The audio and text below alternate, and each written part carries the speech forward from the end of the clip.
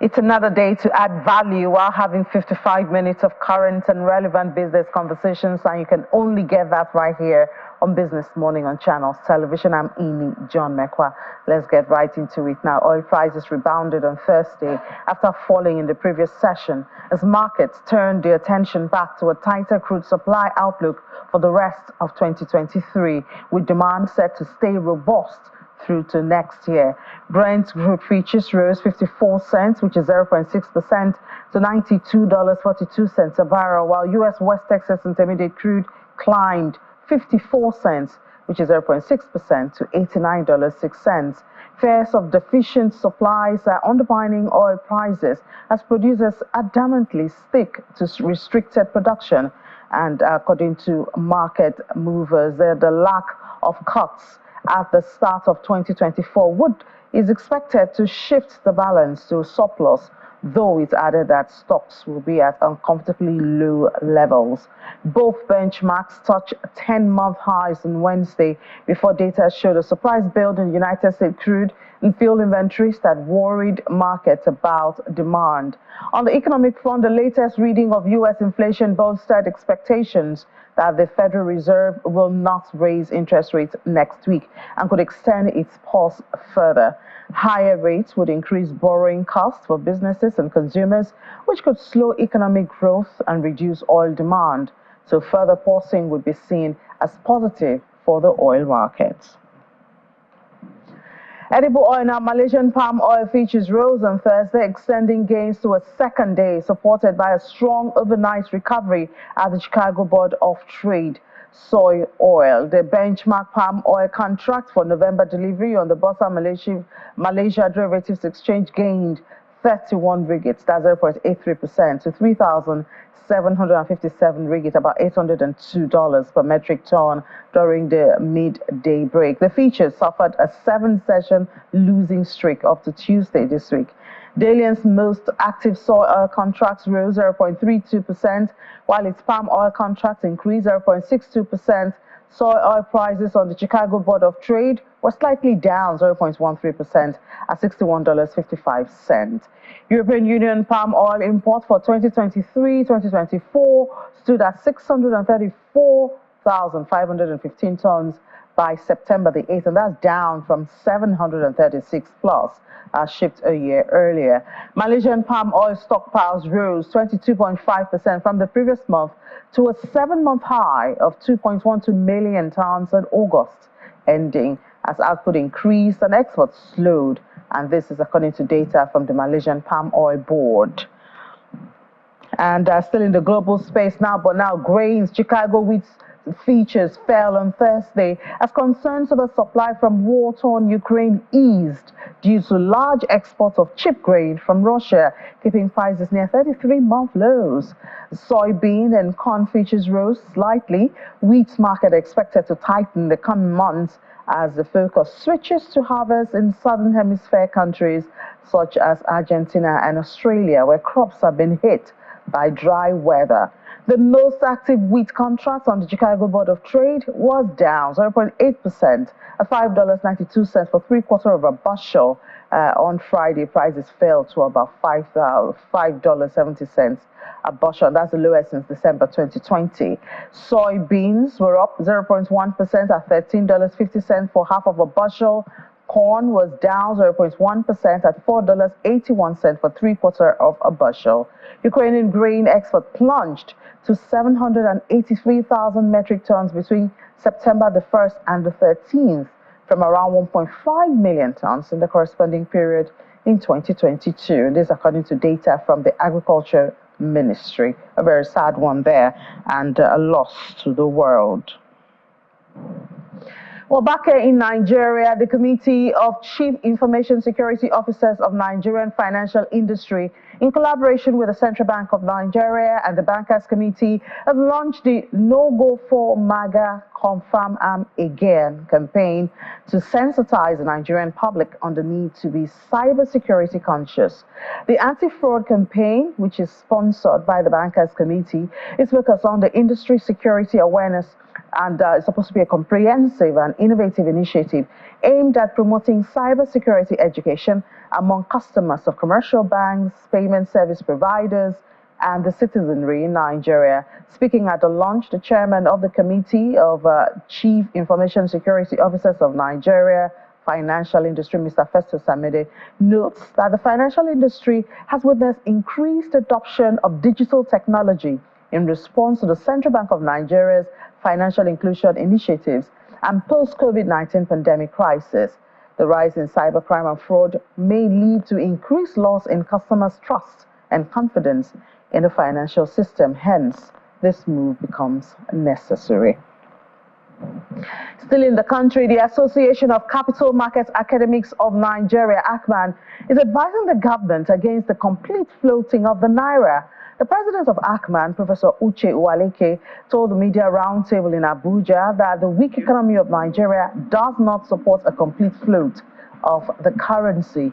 Professor Uwaleke explained further that privatization of government agencies will help to revive dead assets in the capital market, which in return will boost the economy.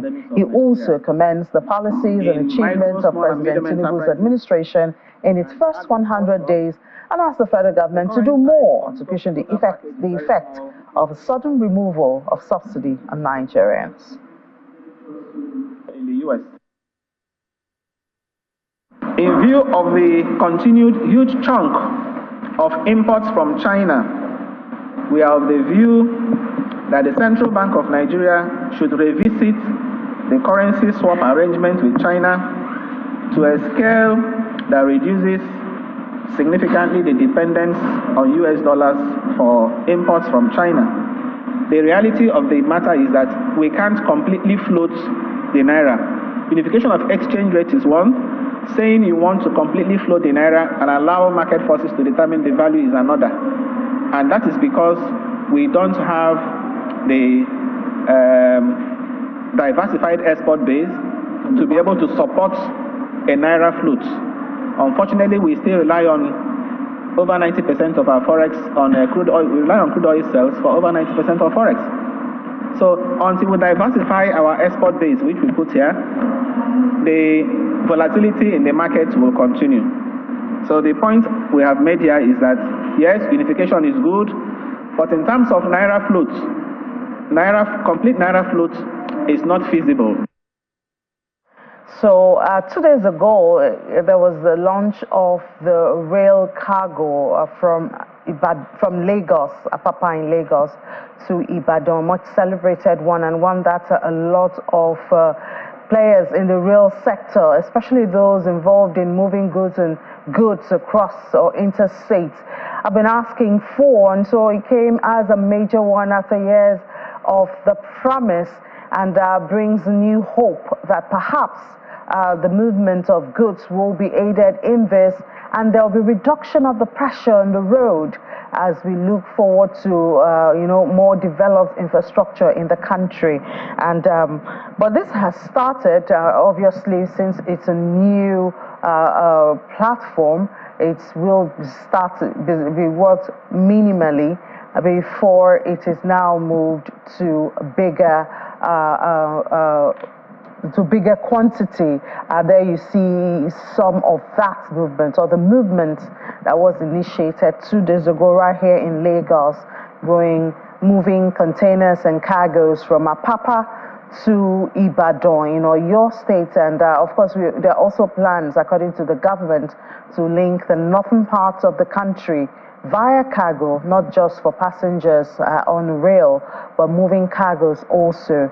Of course, this is what the rail sector is looking for.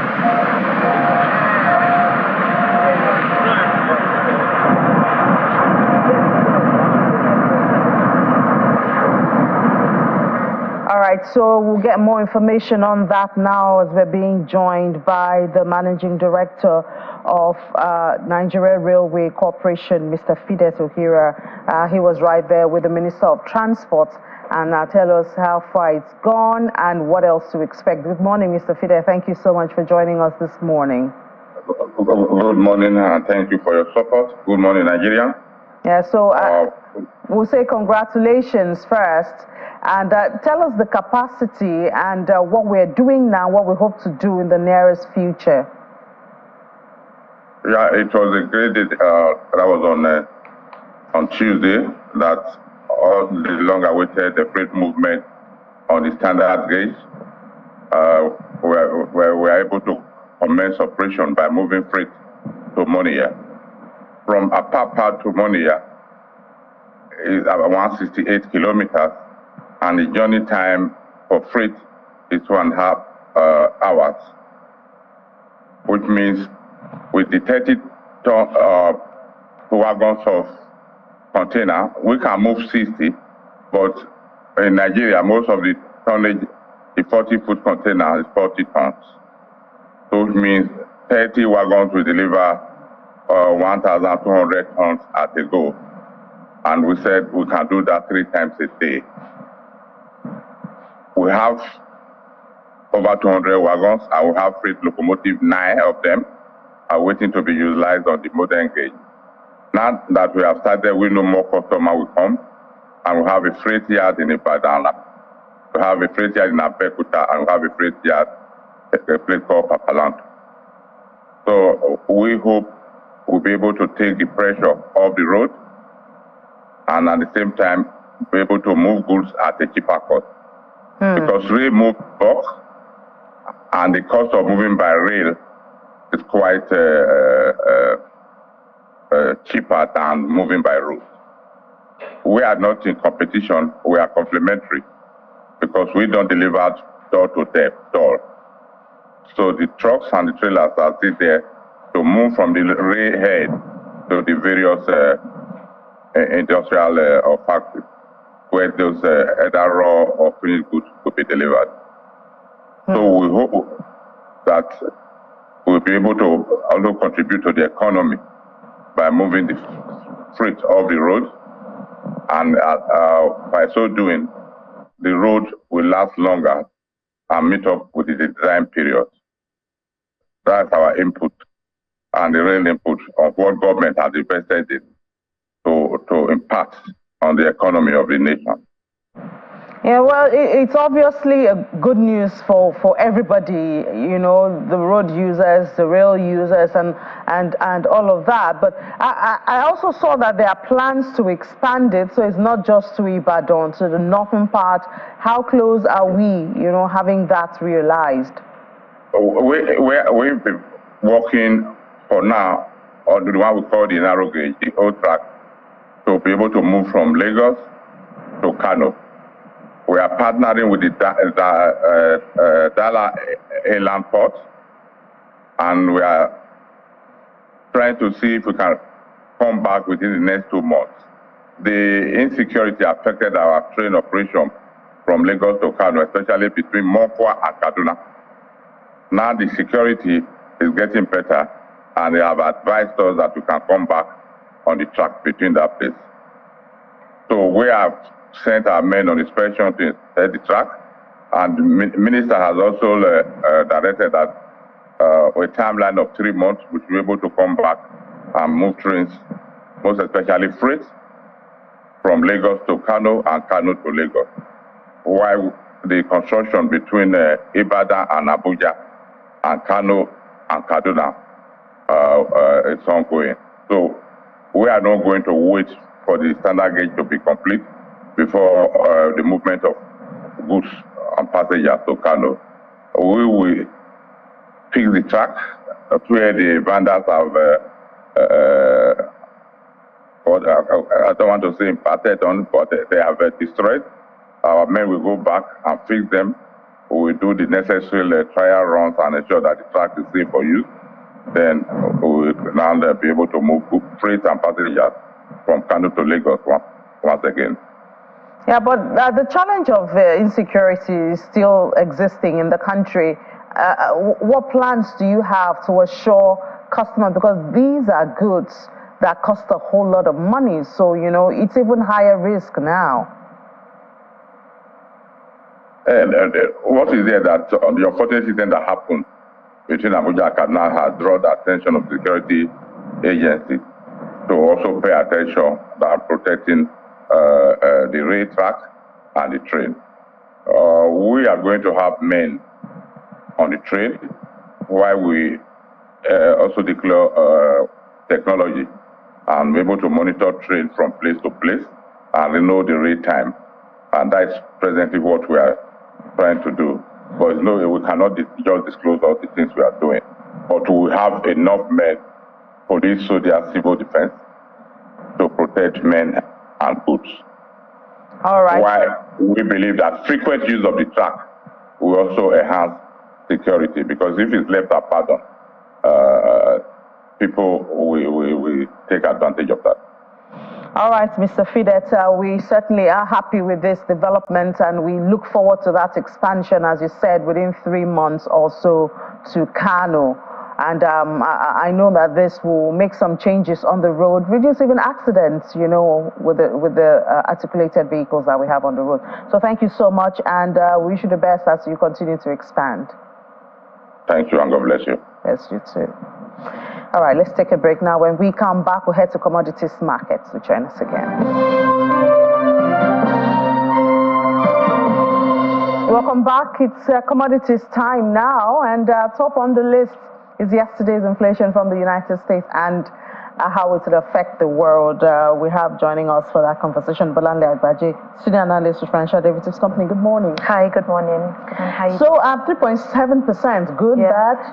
It's not necessarily great. Nobody likes high inflation. It's still way above their target of 2%. But what this informs is what the Fed will do next week. And I think that's what, you know, has direct impact on oil prices. So you have a certain percentage, more than half of, you know, analysts that do expect that, you know, the Fed would maintain status quo but still remain hawkish in their outlook. But some others also expect that there will be a hike. So it would be nice to wait and watch. And even if there is no hike in this month, there will definitely be a hike before the year ends. I thought you said, I mean, it might also spill to the next month, also as in the pausing in hike, if we have this rate. Well, if inflation keeps climbing in the US, then I don't think, you know, because you have more hawkish policy makers within the Fed than because everyone right now is trying to battle inflation.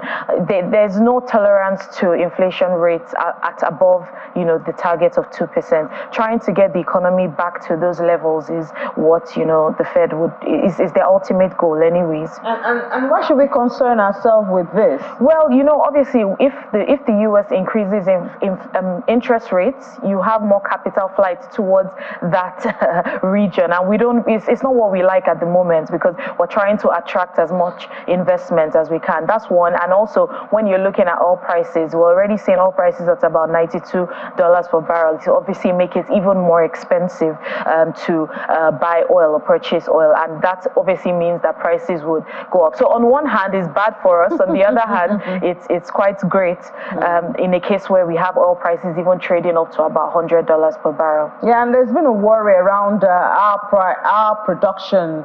Yes. Our production was down more than almost 500,000 Yeah, like I mentioned, barrels. it's just slightly above 1 million barrels per day. Yeah, and 1.1, yes. Yeah. And that's the month of July. So we expect that hopefully the August numbers are slightly better. Obviously, we don't know what the production levels were like in August, if there was still pipeline vandalism, oil theft and all that. Although we know that that's still going on, but we hope that the rate at which that is happening is reducing gradually. But I know that the government is trying to work, you know, tirelessly to make sure that... I'm just imagining I know the CBN did say that there was about $2 million addition to our reserve, foreign reserve.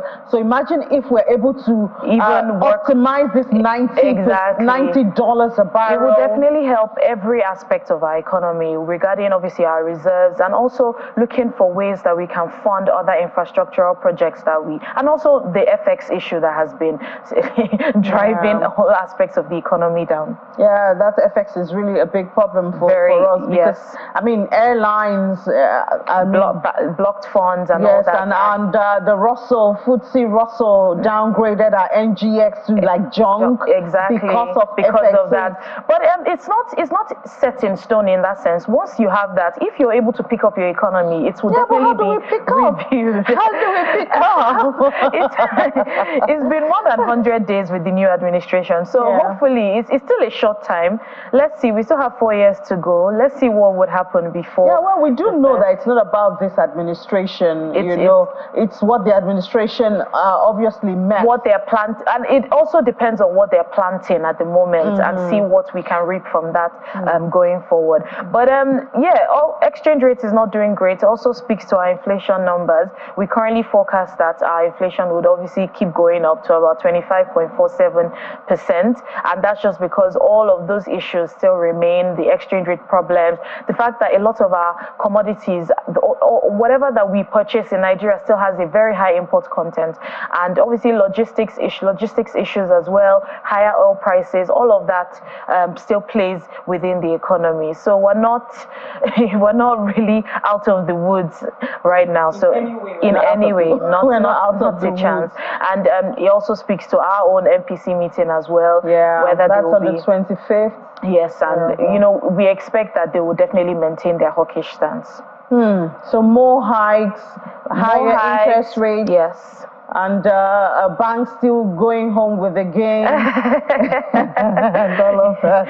It's nice for them at the moment. Going forward, hopefully, once the economy is able to find its footing, those that are gaining significantly can be spread across other. Yes. All right. And then the strike in Australia is still a problem for gas. Yes, it's still ongoing. Although we're not seeing significant hike in LNG prices, and that's just because that huge demand that we had seen last year is still not there. Well, you can attribute that to warmer than expected winters, and the fact that at that time there was huge demand across all board. But right now everybody's trying to stabilize, and also consumer income is really squeezed. So that is not allowing LNG prices skyrocket as much. We hear that in EU or Germany, I think specifically, they have their store about 90%. Exactly. For the winter. So they're not looking to buy in as much more. All right. So what else is happening? Cocoa quality lowered by heavy rainfall. It's quite sad because in the past 2 weeks we've seen cocoa prices increase by about $200 per metric ton, and that's huge. And it doesn't seem like we were able to gain much from it. Some reporters that were part of the Cocoa Association Board of Nigeria did mention the fact that Edo State in particular, which contributes hugely to the total cocoa production, is still facing issues. In fact, just generally across all board, we're seeing heavier rainfalls, which is not good for our harvest season that we're currently in. Harvest season currently runs from about September till about January, February, but they do expect that it will be extended till March. The moisture content right now in all the cocoa pods is about 12 to 14%, and the standard, in the international standard, is currently at about 7%. So it increases the risk of black pods disease, and that's not necessarily great for us benefiting from that increased higher prices that we're seeing. Cocoa prices are now at about 3,700. Ivory Coast, Ghana, although they are also experiencing low supply, but they stand to gain huge from that increase in price. Yeah, isn't it sad that areas where we're supposed to be making progress or getting a lot of revenue, we talk of gas, we cannot maximize it, we talk of oil, lack of infrastructure, because right now artificial drying would have come into place and helped to save some of this supply or our harvest, but that's not the case at the moment. We're still heavily reliant on sun drying, and there hasn't been sun. In fact, this whole week there hasn't been any sun. So sometimes when we see the rain or we see sun or whatever we see, at the back of our minds we don't relate it to the economy, or at the larger part. Sometimes you think it's just affecting you, but you forget that your income and my income and the other person affects the general GDP, the revenue at the end. When we talk about inflation numbers, is what we are going through. Yeah, so that's just simply called the multiplier effect. So that, especially the negative multiplier effect, it spreads widely. Like the positive ones, it takes time, but it seems like those negative ones, it really affects the economy significantly. Well, thank you so much, Abolale Agbaje, for your time. Thank you for having me. Thank you for having me. Let's take a break here. We'll be back in a moment.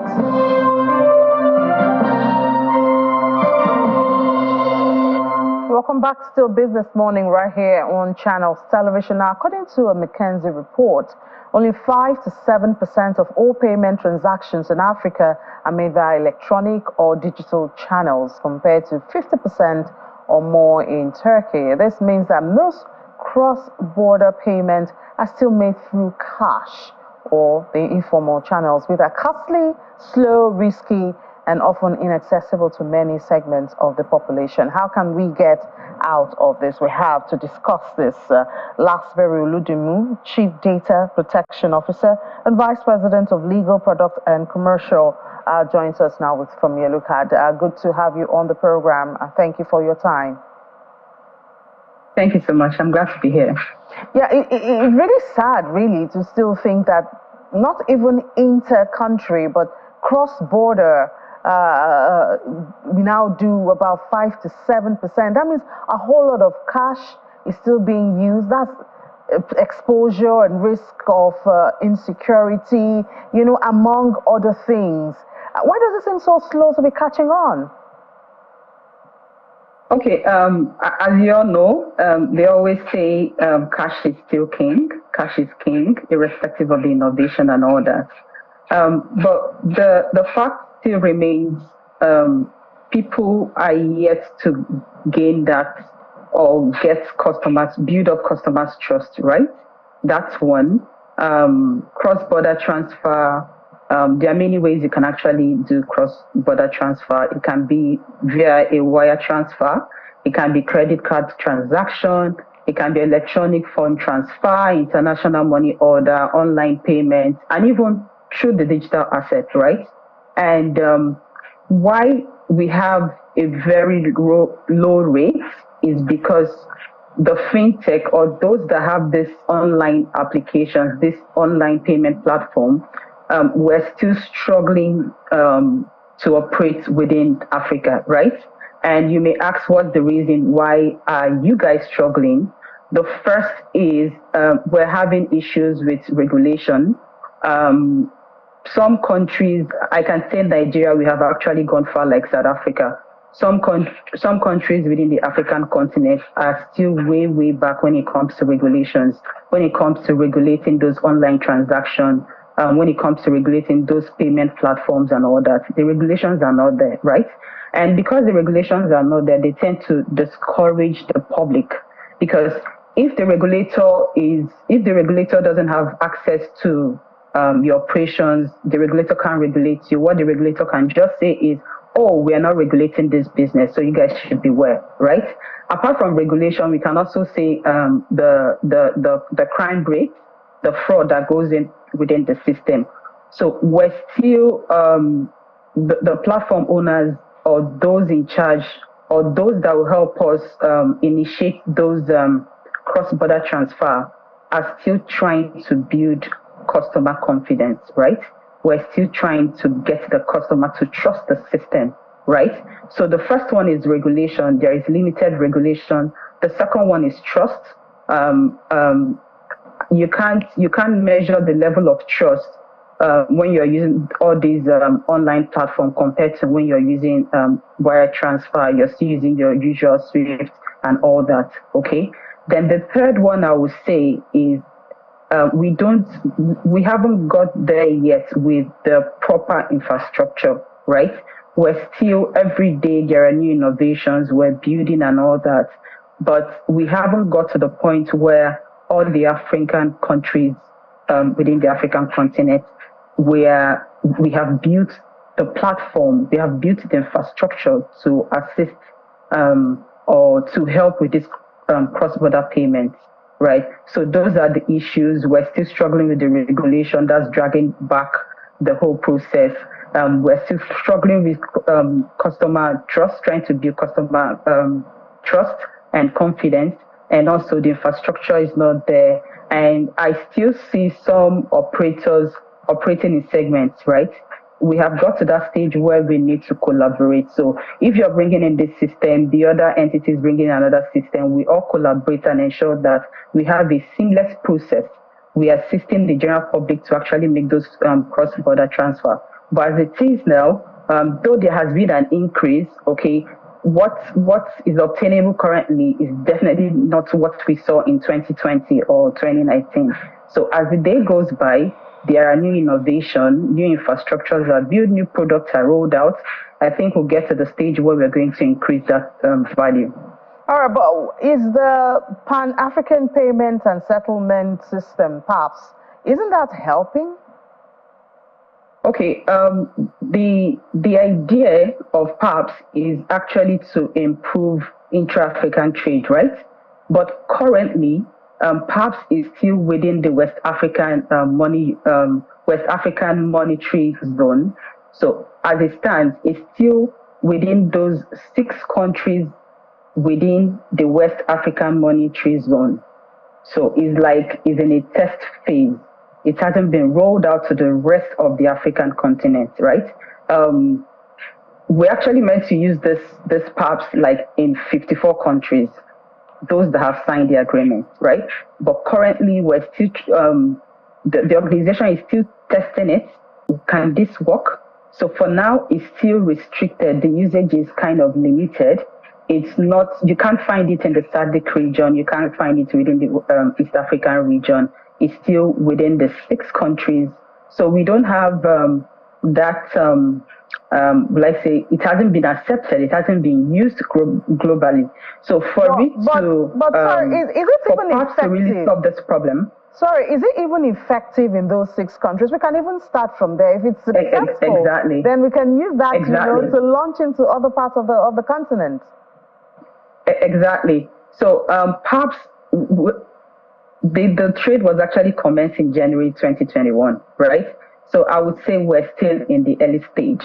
We can't judge whether it's been effective because we have actually used it for like about 2 years or less. So I think we need to give it time. But for now, it hasn't gone beyond the 6 countries. And even the 6 countries is not being fully utilized because people don't even know about it. I'm very sure that if you conduct a survey with people that do cross-border payments, and say, okay, how do you want to make a payment to somebody in Ghana? Still the 2 countries from Nigeria to Ghana, still within the same West African monetary zone. Nobody will even mention PAPS to you because we still need to drive, we still need to educate people about PAPS, what the objective is, what the usage is, what we can actually use it for. But for now, I can say we need to create more awareness for PAPS, right? Not everybody know about PAPS. Even within the West African region, people don't even know about it. So we need to create more education. We need to educate people about it, and we need to encourage the usage. It's poorly used and is not widely used. All right. Well, it looks like there's a lot of work to be done because, exactly. Platforms like AFTA can hardly be effective and optimized if cross-border payment systems are not efficient and trusted. So a lot of work ahead of us there. But thank you so much, Lasveri Oludimu, Chief Data Protection Officer and Vice President Legal, Products and Commercial with Yelika. Thank you for your perspective this morning. Thank you. Thank you so much. All right, now we're heading to the markets now to see how the NGX and the money market generally closed yesterday. So in comes Will Ibong to give us the details. And there's been some news. I know Mr. Otedola was in the news yesterday to say that the lifting of bans, the lifting of ban, the visa the ban. UAE visa ban is going to benefit the NGX. I've been trying to understand the connection right there. Maybe he's just pulling an Otedola on us. We're just wondering where like he's Elon going. Musk, So just wondering, what's his end game? How would it benefit the NGX? I wish I could get into his head. We need to understand the minds of these, yes, perhaps he says he's a good big businessman. So perhaps there are some talks they've been having behind the scenes that we are not aware of, we're not privy to, and we need to find out. Yeah, maybe some of the analysts will be able to give us, hopefully one of them has listened. Was a fly on his wall when he was saying heard and got the gist. Yes. So we just say that was one of the stories that came out yesterday, but we're going to delve into that later. But we see bullish sentiments resurfacing in the domestic equities market yesterday. Bargain hunting was on full speed yesterday. Investors took advantage of the low prices after all the profit taking and the dips in the market. Who wouldn't do that? If I were the one, I would. But saw Dangote Sugar yesterday rising 10%. GTCO was also up, and that triggered a 0.93% gain for the all-share index. And we see the market cap gaining about 338 billion naira yesterday. Now we see month-to-date and year-to-date returns increasing to 1.3%, and we're still at 31.5% for the month-to-date. For the year-to-date gain, that's still a huge one for the equities market, second in Africa, second best performing stock exchange in Africa. I'm going to celebrate that still. And now the total volume of trade declined yesterday, however, by 11.8% yesterday to 569.63 million units. We had 8.7 billion transacted yesterday in terms of value, and all exchanged in 8,405 deals. Looking at the sectors, banking, insurance, consumer goods indexes recorded gains, but we saw oil and gas and industrial goods indexes declining.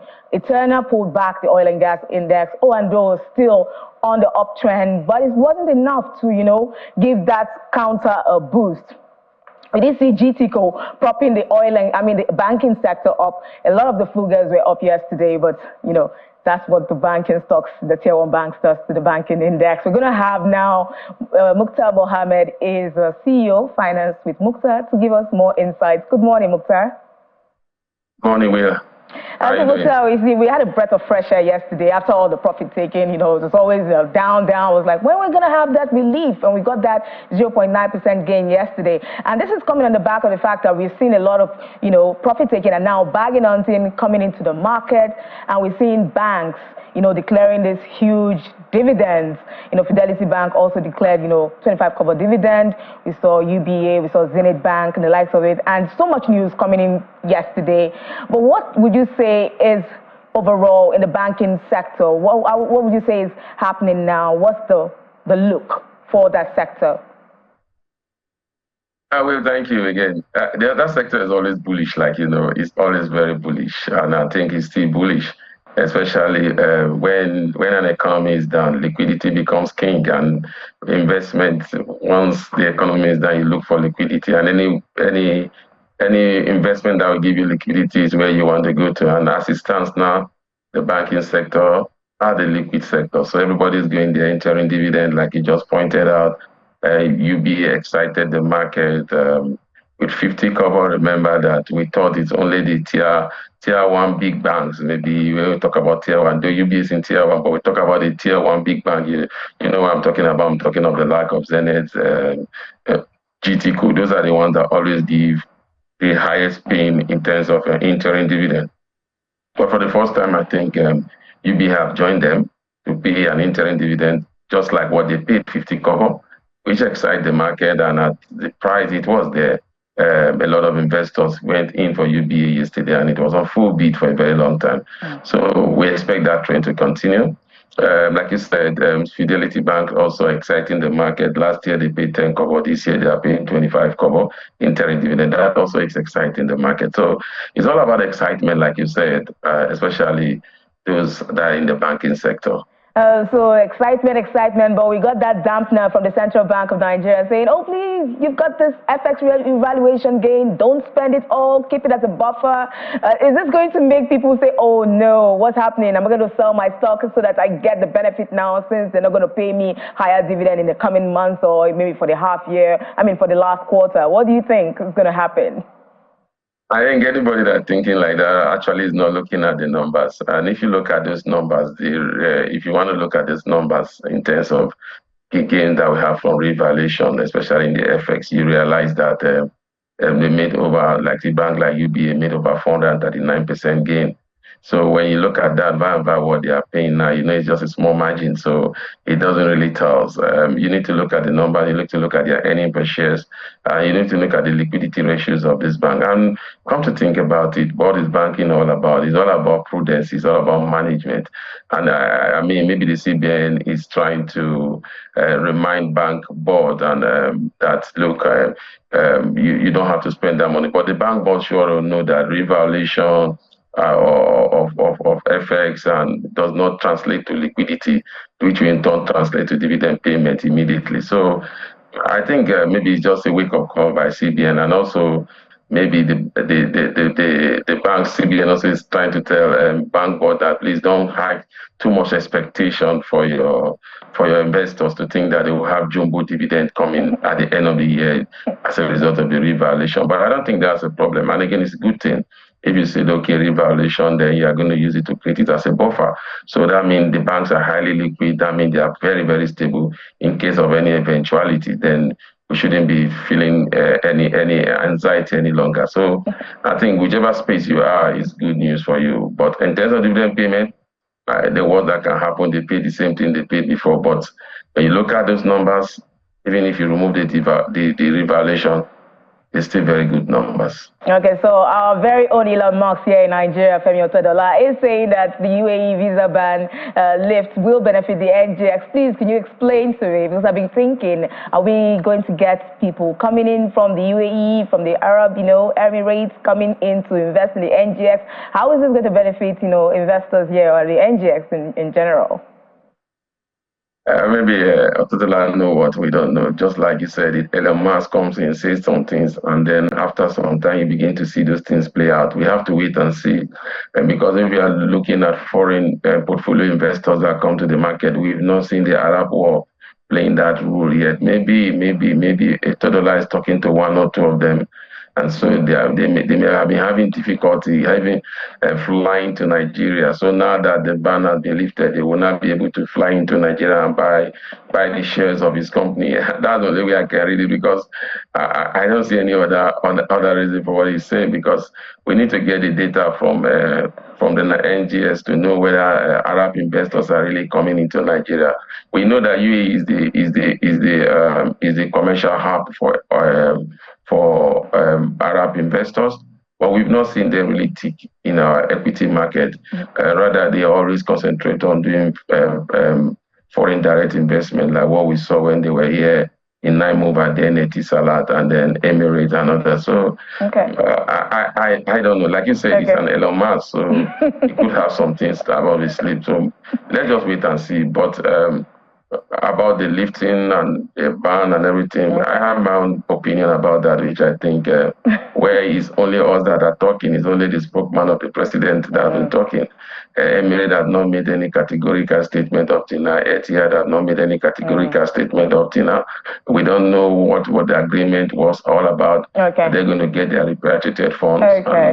So there's a lot of unclarity. I mean, we need clarity in those areas, but to celebrate it that they are coming to the NGS. We definitely need clarity. Maybe they are coming to buy shares. I'm sorry, Mukhtar, we just have to leave it here. I know we have a lot to say regarding that, but we're running out of time. But thank you so much for sharing that. We'll wait and see how that works out for Nigeria and the NGX. So inflation numbers coming in tomorrow. Thank you so much, Mukhtar Mohammed, Finance CEO, for sharing your perspective. So as we wait, you're going to have to pay for some time, because you've taken some of London's time. Mukhtar was saying something so interesting.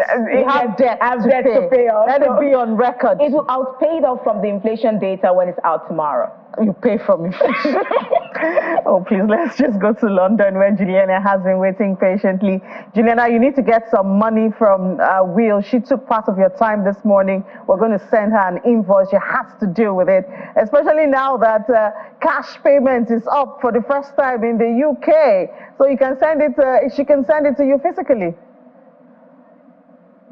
Innie, you're so thoughtful. Good morning, by the way. I'll try and wrap it up and try and do this in 60 seconds, speaking much faster than I usually do. But to be fair, this is some really insightful information that has been released by UK Finance this morning. And I think the report and the findings just paint a much brighter picture about the consequences in the UK of high interest rates and rampant inflation. Now, for the first time in more than 10 years, cash transactions have risen by 7% in this country. So in 2022, £6.4 billion was used to purchase goods through cash. And why that is so fascinating is because Britain is becoming a cashless society. Most of our viewers who are watching have probably, tapped in to get on the tube using contactless payments. Most people use credit cards or debit cards to pay for their goods, and it's very difficult to get into a bank branch these days. Thousands of bank branches have been closing over the past few years because most people are not using them. However, this report has shown that people are starting to use more cash, because if you've got the cash in front of you, it's much easier to budget. So it goes to show that, yes, people are really struggling at the moment. They're also purchasing much smaller items more frequently. So rather than doing a very big shop at one of the big four grocers, they are going to corner shops. I know I'm going on and on. I said 60 seconds. That was probably about 120, but it's a very important story. Yes, it is. It is just as the Ofgem bosses warning of high energy bills. Again, I thought we're done with this. We're not done with this, sadly, Innie, and Jonathan Brearley, who is the chief exec of Ofgem, which is the energy regulator, he has issued this warning, and that's because we are now certainly going into the autumn season in the UK. I know a couple of weeks ago it was unseasonably hot, but it's getting really cold now. People are starting to wear longer sleeves. They're wearing jackets, which means your home is going to be much colder. Now, yes, the market is not as volatile and as unpredictable as it was this time last year, but what we had this time last year was millions of pounds worth of government support, as well as the energy price cap, which Liz Truss brought in at £2,100. If we didn't have that price cap, it would have been about £4,000. Yes, the market has since settled, but we are still going to see year-on-year high bills. So I think this message from Jonathan Brearley is really to urge the government to try and do more and offer the most vulnerable households some support as we get into a much colder month. Yeah, we do hope here that the government will do more, as you have said. But thank you so much, Juliana. I will talk to you at 1:30. All right, let's head straight to the crypto space. It has just and straight in. I'm going to do it really fast at this point. Yeah. It's on wheel today. Yeah, and it's all about the death cross right now. That's for Bitcoin. We see it's all green, but this is what investors are focusing on right now. It's the death cross right now. We see the 50-day moving average trying to cut across the 200-day moving average. Anytime that happens, we normally see Bitcoin, get into bearish sentiment. So we'll see what's going to happen next, but it's imminent at this point. It might actually happen. Let's bring in Michael Najina, financial market analyst. Hello, Michael. Good morning. Good morning, Laddie. Thank you for having me. Great to have you, Michael. So yeah, investors are jittery right now with this death cross imminent at this time. What are you seeing? Is this going to be bearish for Bitcoin? Yeah, so the last time there was a dead cross, Bitcoin fell from 42,000 to about 15,000 from January to November 2022. There was a 63% decline. So yeah, the dead cross, it's definitely a popular technical indicator, but it's definitely not a one-size-fits-all and always, has the same hit rate. The previous dead cross was in June 2021, and it only had a 20% decline. And a death cross in 2020 didn't have any selling at all. But the key levels that we're looking for is a break of 25,000. Again, could potentially lead to 20,000. Or like I mentioned last week, we could go probably closer to somewhere between 18 to 19,000. I personally think this death cross is something definitely to pay attention to. Because of overall in other sectors, I do think everything does look quite toppy. But I do believe there's definitely more downside still left, closer to. What do you think is the best strategy? What do you think is the best strategy for this kind of scenario at this point? Is it to short the market, like you're sure it's going to go down, or you just stay out of the market? What's the best strategy right now? The best strategy is if you have a basket of altcoins, the time to have traded out of them would be now, and basically keep a core allocation of Bitcoin, because we find that whenever alts go down, whenever Bitcoin goes down, if this is going to go down, alts will do even worse. So it doesn't make a lot of sense holding the volatility, getting extra volatility when you can just be in Bitcoin and suffer a lesser drawdown than if you were in altcoins. Right. Thank you so much. Always great to have your perspective. Michael Inaji, financial market analyst. Thank you. Thank you, lady. Right, so it depends on what your strategy is going to be, but right now it's the death cross, and investors are focused on that. Anything that has to do with death is not good, so exactly. I'll just run away for now. I know the opposite of that is golden cross, so yeah, hopefully we'll see that soon. All right, thank you, Ladi. See you at 1:30. So that's it on the program. Thank you so much for being a part of Business Morning. I hope it's been worth your time. Valuable information have been shared on the program today, so you can watch at any time, youtube.com/channelsweb, and you can watch the program and get all the information that was shared on the program today. I'm Ini John Mekwa. Ladi Williams will be back at 1:30. I'll see you tomorrow at 10 a.m. with another set of good information.